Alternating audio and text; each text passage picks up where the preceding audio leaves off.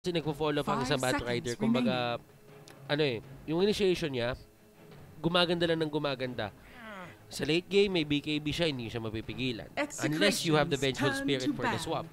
Tapos, kapag nakakuha pa siya ng Aghanim Scepter niya, dalawa pwede mahuli, basta magkadikit. So, I think plus, one of the best initiators in the game. Plus, I think you do have that option then. Like I said already, aside from the Flaming Lasso, meron ka din ng mga Infest Bomb. You do have that Life Stealer, so, you know, dagger in. And when you do get like a lasso or maybe even without, para lang makapaglupag lang ng ano, ng Life Stealer.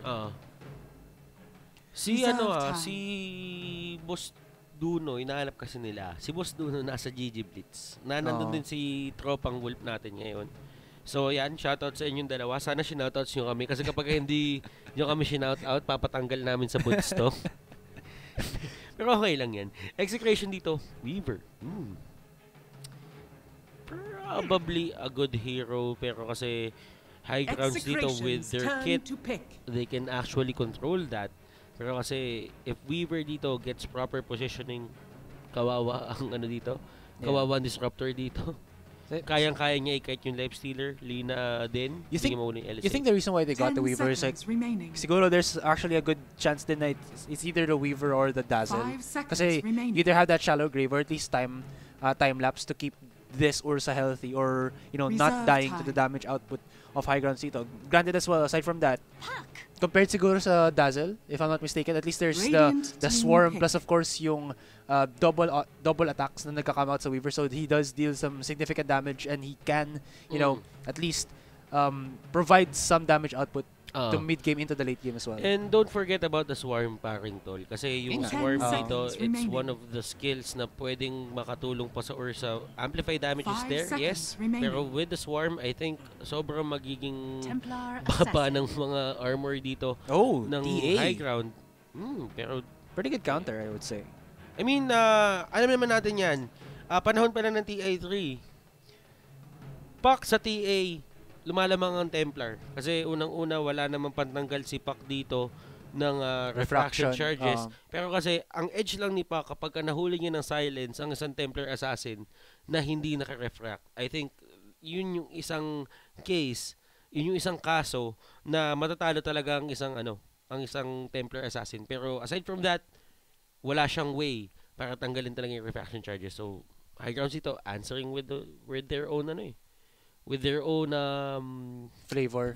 Ayun na nga ang sinasabi natin dyan. So, ayun mga kaibigan. I am Butters. Kasama ko ngayon si Azuray at kami ang Aircon Boys. Diba? Ako si Feliciano, ikaw si Mighty Salvador. Ikaw si Mighty Salvador, basically. Hindi ko lang kung nakuha sa VODs yun eh. Kasi, nakita natin ng viewers natin yun na nagkamali ako sa pagtawag dun kay Mighty Savior. Salvador ang tawag ko sa kanya. Nandaan mo, na kahit hindi makuha sa VODs yun, ako, yung prod, yung mga tao sa baba, narinig ka. So, huwag kang mag-alala. Kung hindi nila narinig, papaalala namin ang ipapaalala sa'yo. Pero eto na nga, pakilala natin ng teams. NTR on that Batrider. Lance the Life Stealer. Felix Xiaoba. Si Felix Xiano, mga kaibigan, on that Lina. Mozun on the Disruptor, and DDZ as a Templar Assassin. And of course, for the Execration side, Kimwell gonna be playing on the Weaver. Mighty Savior on that Ursa. James gonna be playing on the Puck. BYB for the Slardar. And last but not the least, Winter G on the Rubik. Pero yun nga, si Mighty Salvador, ba't di mo pinakila? Oh, naku po, golden. 2 chains. Naku po, bling bling. Sobrang gold niyan, west side yan. Ano ka ba? Kano yung ganyan? Basta mahal yan.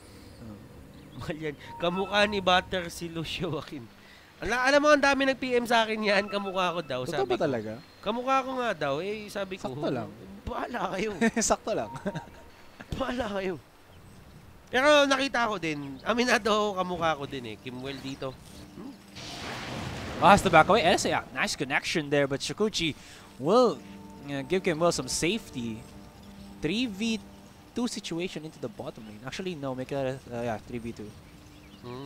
Pero dito, kung kamukha ko si Lucio Joaquin, si Manjin kamukha ni Tupac. 30 seconds to battle. Tatandaan nyo yan. Hindi, ang pagkain ko, si Manjin, ano yan? Filipino Jackie Chan. Hindi, si Manjin kapag nakita mo siya, kamukha niya si Tupac. Pero kamukha niya si Jackie Chan. Kamukha niya si... Oh, wait. Jose Marichan. Uy! Execration wanting to go for the invade. Kimwell trying to run away. LSA to connect. But he does have the Sukuchi. Uy, pero si Boyapas dito nang lalaban ha. Talaga, kala mo, macho ka ba? Uy, LSA doon. Grabe, nag-dodge pa siya. Naku po, wala siyang sprint. Hindi siya makakatakbo. AT&T ang gamit niya mga kaibigan. Papa-cover lang dito kay BYB. Medyo nagmaasim ngayon ng Execration and they will pay with the first blood being given to Lance. Could be also the follow-up onto Kimwell, but he didn't want to stay for too long as he saw his comrade taken down. So yun, shoutout kay the Catling. Shoutout sa'yo. Hello. Yun yung mga kaibigan ni Roji na hindi ko alam kung bakit na-PPM ko na din. Bakit? Ha? Kaibigan siya ni Rojin, tapos wala lang. Actually, yeah. Inad ko siya sa Facebook, tapos wala. Nag-usap kami. Hindi ko nga alam eh.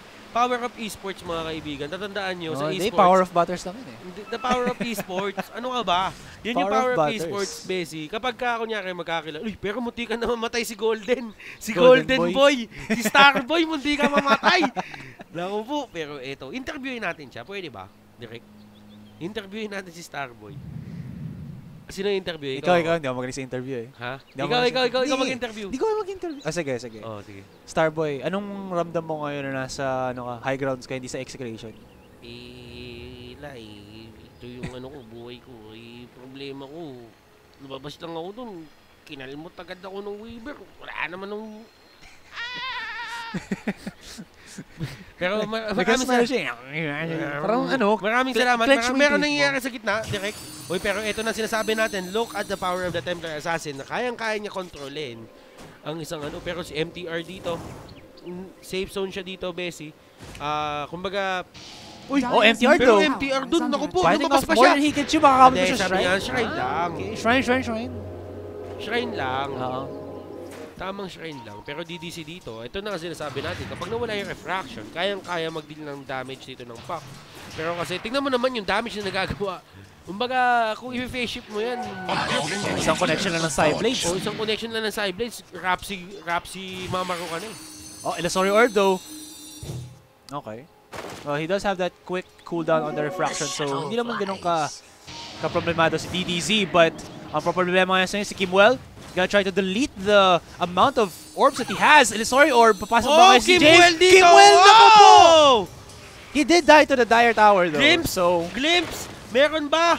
Wala. So ayun, that could have been bad for the side of Execration, pero masama na yun eh. Masama na yun eh. Kumbaga, pwede pa sana mapasama kung napaaga lang. Teka lang muna, si BYB gusto kong umaksyon. Pero he will get maybe caught out here. No, Kimwell, ready for round 2. He wants it, but it's gonna be the connection onto the shrine, so hindi makakapalag ang Execration dito. They weren't able to, you shall not pass, quote-unquote. You shall not pass. Pero magagamit pa rin niya yun. Masyadong malalim si BYB doon. Actually, sinone out niya yung, sinone out niya dito yung yung tito natin si Templar sa kanyang shrine mismo. Pero tatandaan mo ang shrine, dyan tumumba yung mga makakapangyarihang tao sa Pilipinas. Ay, hindi ka pwedeng mag-angas. Pero si James dito Tingnan mo yung ginagawa ni James. Kaysa mag-deny siya, pinapasok niya na lang yung damage. Kasi alam niya kapag nag-refract, wala din naman siyang weight talaga para i-damage yun. Kimwell though, there's gonna be the static field. He will not be able to get away from the clutches. And I don't know. This is just Kimwell overcommitting and getting caught out way too often. Kumbaga ganda na yung plan ng Execration dito, ine-execute nila. Pero may oras talaga na handang-handa yung high ground sa gagawin nila. Kumbaga hindi pwedeng Pero ito, si Feliciano, Bessie.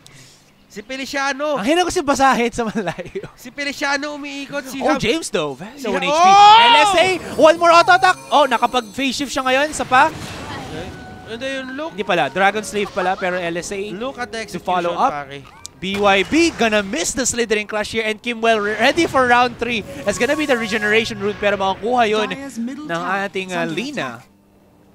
And with that, I mean, that's just gonna be the 1-for-0 trade with Execration, showing a little bit of strength, pero to no avail. Wala silang magagawa dun. Wala naman. Pero kasi ang ganda ng positioning doon ng high grounds. Look at that Lina. Nung ginamit niya yung Illusory Orb ni Puck, wala siyang wala siyang choice kung hindi talaga gamitin yung fog sa kanyang advantage. Pero doon with the LSA, it will secure the kill. At yun yung mga times na wala na talaga magawa si James. Kasi James doon, ginamit niya yung Illusory Orb to secure last hits. And if ever nag-jaunt siya doon, makakuha ng kill si TA. At kung saan nakuha si TA, mas magiging maganda. Kaya, mas problematic sinabi na niya, Rubik na lang, ay ano na lang, Lina na lang, pwede na. Kimwell though, wanting for some of the action. Kailan daw ang Kiev Major? So, ang Kiev Major, mga kaibigan, is next week. 99 hours from now. Nabasa ko kanina. Ilang days? 99 hours daw. 99 hours, okay.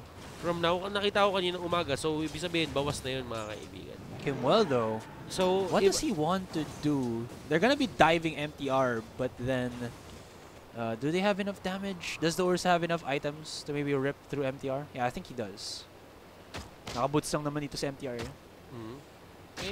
Wala basic. Kumaga tamang init lang. Ang maganda naman kasi sa isang Bat Rider is pwede siya kumuha ng stacks, pwede siya kumuha ng kompresyones.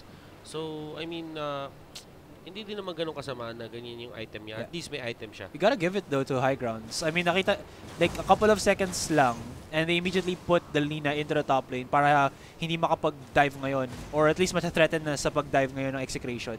Of course, they do have the vision, they do spot him out. But I think Execution really wanted to go for the gank, or at least the invade into the top lane, but they're gonna be rotating for mid lane. Although there's the ward that's gonna be spotting them out. And medyo alam na ni DDZ ko yung shenanigans na gustong gawin dito ng Execration. Pero ito, tingnan natin yung gagawin ng Execration. HighGrounds dito. Nina is there though. Nandun sa likod ng HighGrounds, mga kaibigan. Felix Xiao ba? Wala eh, kumbaga... Oh, James though. It's gonna be the trap. Oh, LSA! Pero Kimwell dito, still trying to go for it. Wala eh, alis na lang siya dyan. Hindi niya na ano. Interesting. 4-0. And I think 3 of those deaths, or 3 of those kills for HighGrounds is all on Kimwell. I think 2 or 3. Pero ano na, medyo tumigil siya sa aggression niya. Pero can still see that Kimwell onto the sidelines of this mid lane trying to look for a possible help dito kay James. But I don't know if he's gonna get too lucky. DTZ already starting for the components of his, I would think, Desolator. Pero dito the Flame Break will be used. I-out position sana nila kaso wala. At shoutout daw sa mga tiga-Diliman College ng QC, graduation daw nila, Aizen Dukot. At eto nabigyan, ito na nga sinasabi natin, once na magkaroon ng way dito, or na magkaroon ng tsansa, si Puck na gamitan ng silence bago makapag-refract, yun yung magiging problema ng DDC. At kitang-kita niyo naman kung ano nangyari doon. Mighty Savior dito getting control by this Bat Rider. Alam niya nasa gitna yung dalawang support dito. So it's his time para talagang control. Although MTR dito, though has to be pretty careful as there is a 2-man rotation to the top lane. We'll be spotting him out, and I think his wala na siyang Firefly dito. Wala na siyang Firefly. Hindi niya pipilit ang issue. Yeah. At least he was able to get, you know, away from the possible trouble into the top lane. Pero 4-1, tamang init lang. Execution's perseverance, you know, paying off in the... Tingnan mo yung kompresyones. Tingnan mo yung kompresyones. Yung kompresyones. Rapsi, yung talagang tipong hinanda lang para sa'yo. Kumbaga, yan lahat ang kaya namin para gawin para sa'yo. Hindi namin ibibigay. Yung tipo na pupunta ka sa parties, late ka na, tapos may magtitir pa rin sa'yo ng, ng pagkain. Yung hashtag true friend. Hashtag true friend. Yan yung tinatawag natin yan. Yan yung nagbibigay sa'yo ng lahat ng pagkain. Hindi naman lahat ng pagkain, pero yung masarap na tira. Pero tignan mo yung pagtaas ng kanyang dito, net worth. Pang na siya? Pangatlo. Medyo naungusan or naunahan niya si James. Well, ito kinokontrol lang sa BYB dito. BYB, I think, is having a hard time. Look at his net worth ngayon. 1,800 lang siya. Ang kasabayan dyan yung mga support na so is really having a hard time sustaining or farming dito sa may bot lane. Yeah, I mean, unless he can, you know, clear some jungle camps, but I don't think he can. And of course, you know, against Lance who has that open wounds plus yung glimpse and static field, you really don't want kinetic field pala, sorry. You really don't want to overextend kasi I think there's that kill potential, lalo na kung nag-sprint ka pa, you're taking that extra damage. Yun yung sinasabi natin. Kapag ka nabigyan dito si Lance at ito, the coil will be there. Wala na yung initial stun, so hindi na nila magagamit. He will just go for the TP. Walang katakot-takot. Pero ito, Ursa is now up with a Blink Dagger. So, this could be the start for Execration. Kasi at the same time, there's that Illusory Orb plus Dream Call and then, you know, put them into the kill range of the Ursa. But we'll just see. Teleport coming in from BYB. They're gonna try to engage immediately onto the Lina. And hindi siya makakatakas dun. So, kita-kita pa rin siya dito. Mighty Savior just waiting for the right time na makapag-dagger siya. DDC trying to use the fog. Pero eto na DDC, the 1-2 punch, and Mighty Savior gets the kill. At the bottom lane though, Kimwell trying to run away, pero open wounds connected by Lance. Isang auto-attack na lang. So that's gonna be a 2-for-1 trade in favor of Execration. Obviously, pero at least there is the kill for HighGround. Pero dito I think for Lance kasi ito ang proper timing for the side of HighGrounds ay Execration na lumaban kasi they know that Lifestealer went for the Midas. Oh, but this is kind of scary though. Dragon Slave, LSA as well. Mighty Savior, bit low in HP, and Roshan is hammering him down with the auto attacks. Here comes Kimwell. Winter G with the damage. Galit na si DDC. LSA, Domper connecting. Laguna Brain as well. And here is MTR just for the Savior plays. Oh no, Kimwell though inside the getting field. Disaster. That is the perfect time to say disaster. Now Kimwell will get the kill on Mozun. Kurt ba yun? Kurt ba? Ay. Tamang ano lang. Napanood mo ba yun sa Power Rangers? Yung sa Twitch na pinapalabas, yung nag-aayay yung robot. Parang ngayon, ito lang yung situation na yun eh. Ay. Tigilan mo mamaya, sakay. Pero, wait. Ano din ako doon? Dream Coil though. Here's DDC from the sidelines. Is connecting all the side blades to one-punch combo. Mighty Savior here as well. Gonna try to make something happen. LSA, look at the damage output coming out from HighGround dito mga kaibigan. Scary. Trying to run. DDC will go down. Naging tutoy ni Mighty Savior. Amplify damage. Nako po, medyo tumagal sa line of fire ngayon ng HighGrounds. And they're being chased down by Execration, though Execration won't commit anymore. Alam dito ng Execration na kailangan nila Roshan na yan. Kaya ipaglalaban talaga nila at buhay yan. Natandaan mo, isipin mo parang ex mo yan. Oh, Laguna Blade! Inagaw. Uy, pero Mighty Savior dito will go down and then... The glimpse as well onto Kimwell. But he does have the Sakuchi. Flame Break will not connect, and this could be the time for HighGrounds to maybe get this mid-tier 1 as well.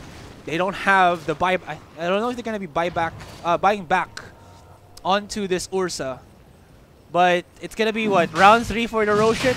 And does Execration have the manpower? Yung buhay ni Roshan dito, nananahimik siya sa gilid. Wala siyang ginagawa siya talaga. Siya yung pinag-aagawan Tapos pinagtitripan siya. Alam mo, makakaranas ka ng ganyan sa tatlong bagay. Ano? Sa Gilmore, sa barker ng mga tricycle, tsaka barker ng jeep. Yan ang tatandaan mo. Yung pang-aagaw na ginagawa ngayon ng Execration at HighGround kay Roshan, doon mo lang makikita yan. Shoutout sa lahat ng baba, shoutout to kay Mapu193, nasa Dubai. UAE pala, Dubai. Tumatagal nito. Dubai tsaka Davao, pinagsama mo, yun yung Dubai. Alright, so Roshan, wala. They're giving him a workout. Labas-pasok siya sa kanyang sariling tahanan. MTR, does he have the dagger? Oh my goodness, the damage. The glimpse back onto Mighty Savior, pero, I mean, they connected already onto MTR. May dagger na ngayon actually yung Puck, so that should be a little bit scary. Pero dito, nakikita naman natin, wala! Tumigil na ata ang pagkuha ng pera ng mga tao dito. Like, they're just gonna be staying around the Roshan, never gonna give you up. Kumbaga yung parehong...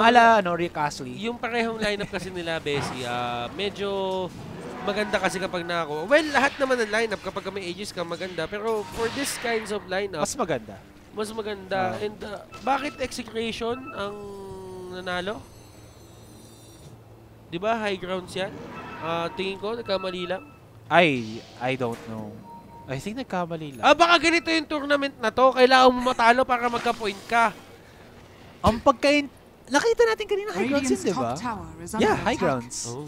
Well, yeah, I mean, we saw the game. Alam na ng tao na HighGrounds na nanalo. So kahit may nakalagay dyan Execration, HighGrounds pa rin naman. Alam mo, kahit nagbabag daw yung Dota. Uy, pero ito, the lasso! The initiation, the damage! And that's gonna be the puck taken down. Sumunod pa dito ang ating Ursa.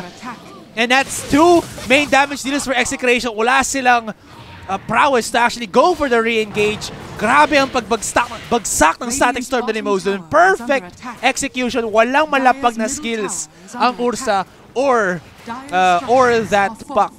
And now Winter G might actually be taken down here. Pinaglimpse pa siya.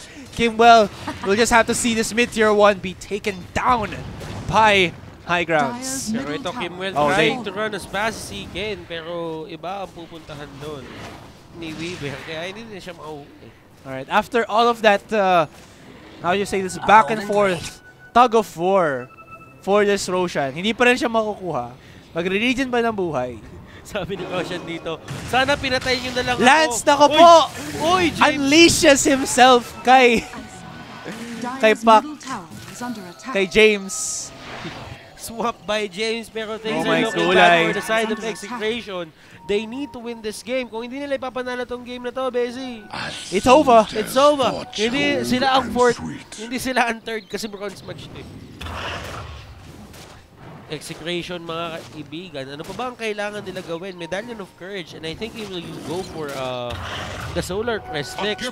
Kasi magandang item yan against an Urza Warrior. If isipin mo magba-butterfly ka, masyado mahal. Pero if you can get evasion sa isang lesser na item or mas mura na item, mas maganda kumuha ka na ng Solar Crest mo. Yeah. Score natin ngayon mga Value kaibigan. ano lang, value items. 17 minutes into the game, 17-7, ang daming 7. I mean, hindi naman 17-7 ngayon. It's 420. Pero, okay lang. Shoutout sa mga nag-ano dyan? Mga nagtatrabaho. Nagtatrabaho, shoutout sa inyo. Hindi ko sasabihin yun, mahal ko trabaho ko. Oh my goodness. Glimpse back. And, well, that should be all that's said and done. The glimpse into the death of BYB. Alam mo ginawa doon, Bessie? Ano? Alam mo ginawa doon, pinabalik, ginulong, tapos sili elektrika. Ayun yung mga lahat ng na-experience nga doon. Kumbaga, hindi na siya pinakain. Di ba usually ang taong nakalagay sa ganun, pinapakain muna. Uy, pero DDC. Speaking of pakain, baka makuha nila dito ngayon si DDC sa mid lane. The-glimpse back na naman. Sobrang lahi ng pinapunta kay James. Oh no! He's gonna prompt to use that Dream Call just for the CC, the crowd control. They will chase him on. Pero ang barangay, mga kaibigan. Walang katakas-takas. Grabe, sobrang from downtown, the glimpse coming from Mozone. Paramdam ko yun yung pinaka-mobile na pack sa lahat ng pack Oh, na isa pang nakita ko. glimpse! Isa pang glimpse! Grabe, bayad na bayad, mga kaibigan! Lahat sila pinapabalik. Dapat palitan ng HighGround yung mga nila eh. Hindi na HighGround, Kanya Lili. Magbalik. Ang dami nila pinapabalik. Naku po. Ay, nako. Ay, naku. Busy. HighGround's return of the target. Oo. Tingnan mo, I think the itemization coming out from Lance, it's super good. It's very good. Kasi kung isipin mo, yun yung mga bagay na, kung mga lifestealer, isipin mo, kumuha ka na lang ng damage. Lifesteal mo na lang yung lifesteal mo na lang yung damage na gagaling sa Ursa. Pero kasi kapag ganyan yung itemization mo, may chance pang hindi tumama lahat ng overpower scratches dito ni Like you said, any form of evasion, kahit sabihin na parang 1% yan. At least that 1 out of 100 hits na na dodge mo. Basically, yun lang naman yun. That's the, I don't know, the simple math with it. But right now, Execration is actually going to be pushing on this Roshan with the vision, under the vision of HighGround. So ito na. Oh my god, look at the damage from Mighty Saber. Makukuha niya yung... Pero ito naman, lalaban sila! They will fight, Playa! Here it is, Invest Bomb to connect though. It's gonna be the Static Storm yet again. Mahuhuli nila si Kimwell as well as Mighty Saber. They will be popping out that Aegis of Immortal. And Lance is Si gonna BYB be looking... pumipwesto! Si BYB Naghahanap. pumipwesto nandun sa gilid. And he will use the Amplify on BYB! The damage! My The Laguna goodness! Blade! Hinabol pa siya sa high ground. And Mighty Savior, walang katakas-takas dito with that kinetic field as well as the LSA from the CC Uy, of pero eto na, Felix nagkakalbutan Xiaobao. na sila. Hindi siya makalaban Oh dito. my Uy, God, the damage! yung evasion! Kinetic Evasion pa ka rin! pala eh! Rapsi Ay, wala. Kimwell with the time-lapse, pero grabe! Mozun, definite MVP dito ngayon ng high grounds, pushing back every form of aggression from Execration. Pero yun na naman! What the hell was that? Kalya Lili! Nakahanap na naman siya! Bumalik ang Kalya Lili, mga kaibigan. Napabalik Mozun dito with the glimpse. At tignan mo yung quick buy stash niya. Lahat yan observer ward. Sabi niya, I'm the real support now, playa. He don't even need no items. Shoutout kay Kamyas, kay Arvin Unsay. Shoutout sa'yo. Oh, wait. Mali pagkabalik. Oh, pero hindi. Wait, LSA to. Okay, so... Kala ko mali pagkabalik, pero ano naman pala si ano? Ha? Si Feliciano. Feliciano, sabi mo na Feliciano. Feliciano. Pero, legit ganun yung ginagawa ng mga nakalala ko sa taga-Taiwan. Like, yung pag-pronounce ng name nila, parang Almin, tapos gagalagan na ng Allen. Ayun sinasabi. Mas madali. Oh. Legit yun legit yun. Oh, ayun sinasabi ko sa'yo, Asaray. Ano? Pupunta ka ng Taiwan. Pumupunta ka ng iba't ibang lugar, iba't ibang bansa. Minsan hindi ako nakatikim ng pasalubong. Grabe pare. Hindi ba ako pasalubong para sa'yo? Wala, anong hindi mo kawalan?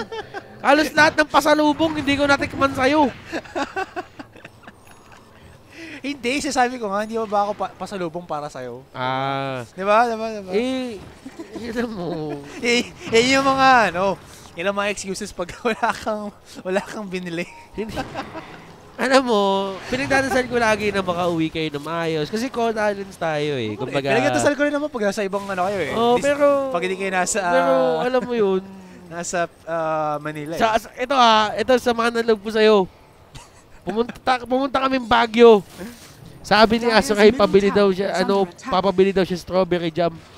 Aba, binigyan ko. Tapos naalala ko, nga pala, Taiwan tong taon to, hindi nagbigay ah. Sorry, nakalimutan ko. Next time, promise. Oh, sige. Yan, ayoko, maasa ako. Ang mga co-talent ko kasi paminsan pinapaasa ako eh. Pero ito sumisepat sila. Unti-unti nahuli si Paquerino, Masterino. Oh! Making short work si Winter G! Si Winter G! Nag-init! And Felix Xiaobao on that mega kill streak. And now it's gonna be high grounds. Ito na. Shoutout daw kay Kamote Boy. The start of the downfall of Execration. Mid-tier 3 finally being focus fired here by and HighGrounds. They have the damage. Hindi ano to. They do. And you can see that Execration actually in the bottom lane gonna be able to at least get that one tier 2 tower. But that is an exchange for the barracks. Well, good news for Execration. Yung mid lane lang naman dito yung matitake down sa kanila. Meron ba silang tier 2 dun sa may taas at sa may baba, so it's not going to be a big problem. Kumbaga, one set of racks na natanggal sa inyo, it's still manageable. Kumbaga, hindi pa yan ganun kalaking problema. Yeah. Pero ang hindi natin matatanggap dyan, syempre, is yung Shrine. Once yung Shrine natanggal na, yung map control nyo, yung mga pagtitipihan nyo, yung mga safe haven nyo sa mapa, lumiliit. Kumbaga, chino-choke out na, lumiliit yung mapa dito. Ng ano. Uy! Pero engage onto lands. Pero hindi nila nahuli yung TA dito. Ang ganda ng pwesto. Does have the rage. There is the dream call, pero free hit lang ngayon si DDZ. Okay, well, oh no! Time-lapse, pero what can he do? Habulin lang siya ng MTR.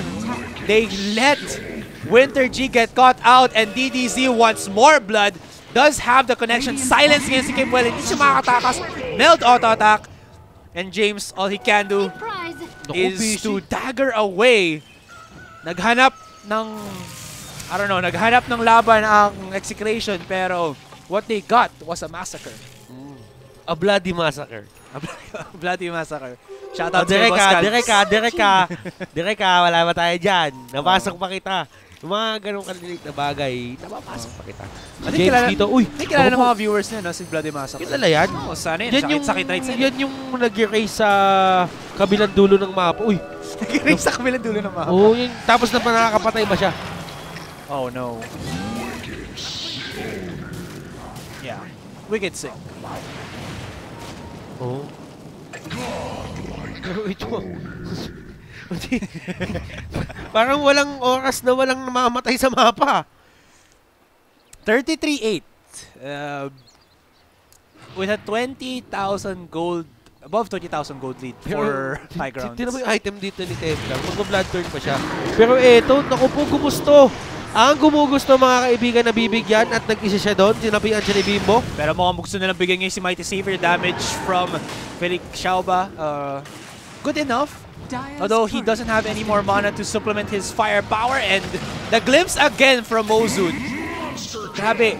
They spent so much on DDZ. Dito mga kaibigan. Grabe. He's so on point. On that, mga besi. On that disruptor. Pero eto Mozun dito, try using that kinetic field to spot out kung may ward ba doon. They do have the gem. Doesn't even need any items. Hindi, kumbaga... lang. Kumbaga kasi, yung positioning niya dito sobrang ganda, hindi siya nahuhuli ng basta-basta. Well, kasi ang Execration dito, pakiramdam ko, ang pinakaunang target na kailangan nila i-take down dito si Mozun. Once na take down nila si Mozun, kumbaga yung team fight ng HighGround dito, hindi na magiging ganun kaganda. Kaya siya lang naman talaga may AOE na skill dito na pwede mo ilapag eh. I mean... And aside from those hero glimpse, yung ganda ng AOE na bagsak niya, yung static storm talaga. Like, always catching the Ursa and the Puck. Well, kasi kumbaga for Execration dito, they are the ones starting the fight and they need to start the fight kasi in extended team fights, mas naging effective si Lifestealer kasi innate sa kanya yung pagda-lifesteal dito. And yung mga skills ng Puck, yung mga katulad ng coils, si Dirin Crush, nasa-spam din naman. Pero kasi mas yung scaling talaga. Oh my Savior! Wala siya! Wala! I mean, yeah, Lance, hindi man siya makakasama sa party. Onting auto-attacks lang. The glimpse. Oh, wait. What? Okay, nakapag dagger away pala ngayon si James.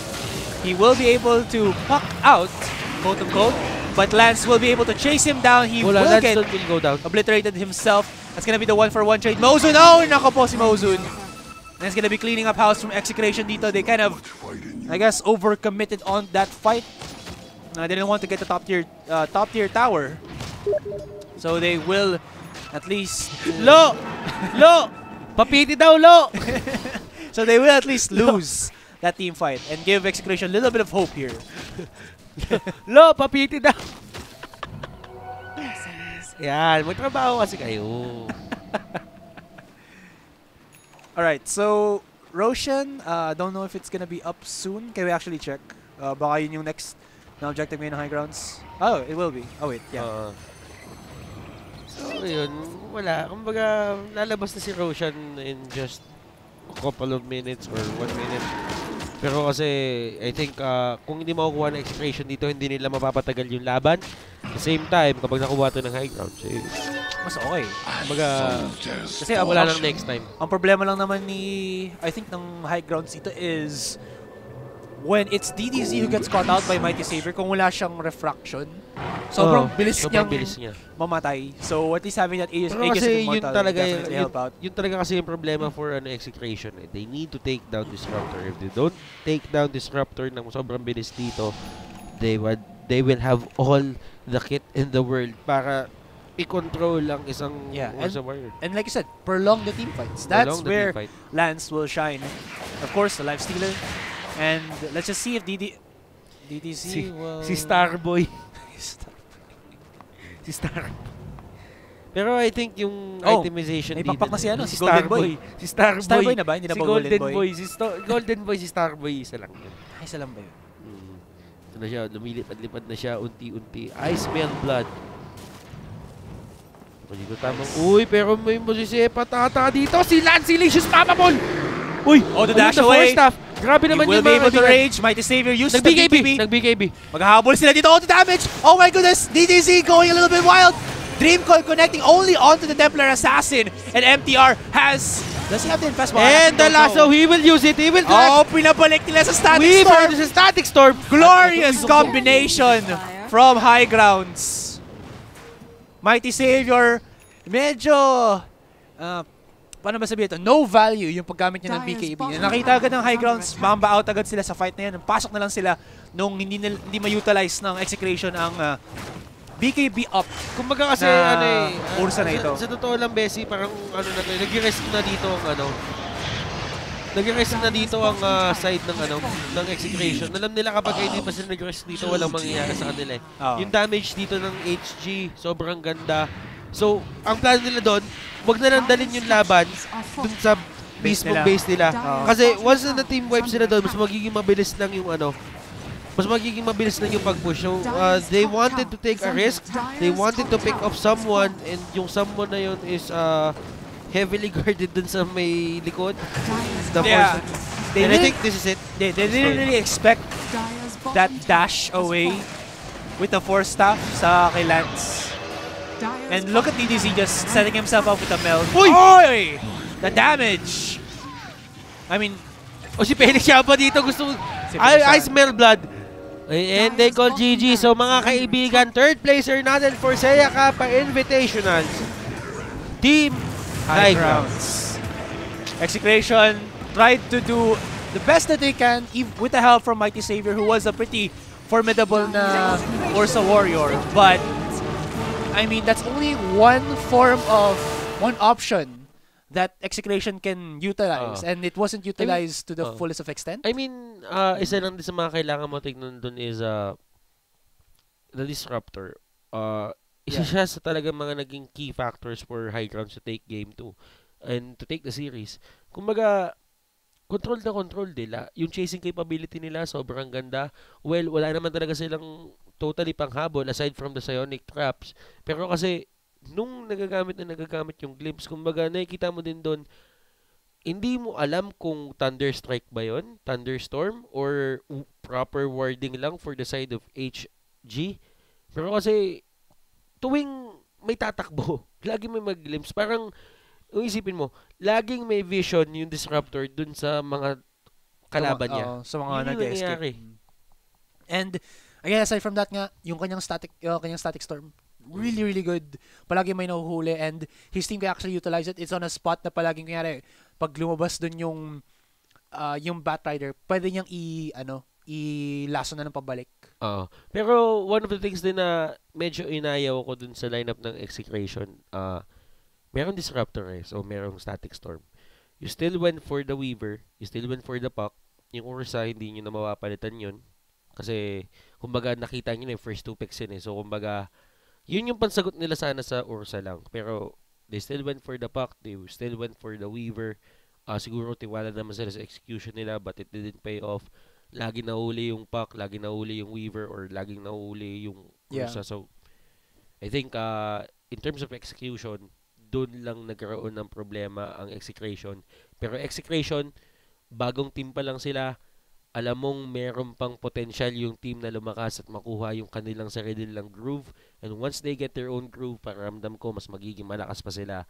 And malay mo, baka madala nila tayo sa susunod na TI. Kasi tatandaan mo, Southeast Asia, sa season na to, sa year na to, is very formidable. WG Unity, Faceless, TNC, Clutch Gamers. Kumbaga, anything goes ngayon. Kailangan maging malakas ka, or kung hindi, yung 4 na naghahari na yon, yung mga teams na katulad ng Happy Feet, sila yung mga tatalo sa'yo, sila yung matutumba sa'yo. Hindi pwede yung pwede na ngayon. Kailangan next level. Yung bira mo, bumira. Namiss ka na ba? Hindi. Hindi ka na-expect yun. Nagmunga ako. Pero yun nga mga kaibigan, dito natatapos yung stream natin, Bessie. Mabilis lang pero wala. 2 games lang talaga, Bessie. So, yun ang mangyayari. I am Butters, mga kaibigan. Kasama ko ngayon si Azurai. One Hell pa. Beast. Ba't tayo sabihin yung tagline mo dito? Ayoko na. Pagka ikaw yung chillax na lang kasi. Pag ikaw yung caster, Bessie, lagi mo sinasabi. Tinigil ko na nga Ba't mo tinigil? Kasi mas cool. Pag tinigil mo yung ganun. Mas cool. Huwag mo itigil yun. Anong mas cool, Bessie? Huwag mo itigil yun. Okay. So, yun nga mga kaibigan, kailangan namin i-wrap up to. Bukas, yung finals, direct, tama ba? Direct? 25 pa ang finals. 25. Sino ang team yun? I think HF saka HG. WG Happy pala. Feet tsaka WG ang maglalaban sa final sa 25 and I think that will be a best of 5. So yun mga kaibigan, we need to sign out. Maraming salamat sa lahat na nanood. Shoutout sa lahat na nanood. Maraming salamat sa pagsama sa amin. Peace out. Chak!